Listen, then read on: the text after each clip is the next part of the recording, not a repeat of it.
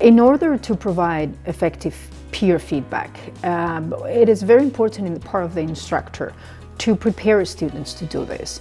Giving feedback, it's hard, as we know, as instructors. So we cannot ask students to give feedback to their peers and expect that they know how to do it.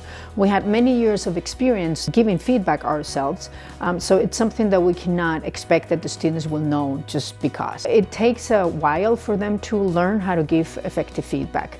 To help them, we usually try to develop tools like a checklist or guiding questions or criteria that they can rely on in order to give an effective piece of peer feedback. The goal of the teacher feedback is to improve the work of the student.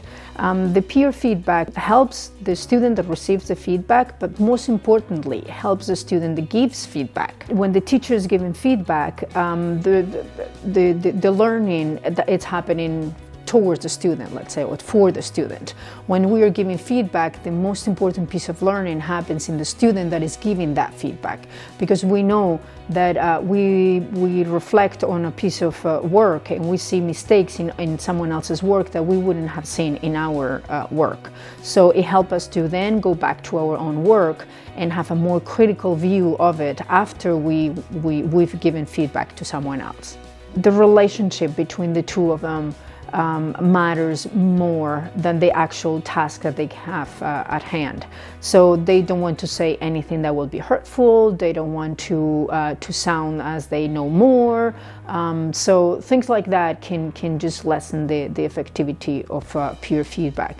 For that, we usually encourage them to use the sandwich technique. They will start with something nice, then they ask some areas of improvement, but usually in the form of a question that is less aggressive, and then to end up with something general to push forward the work.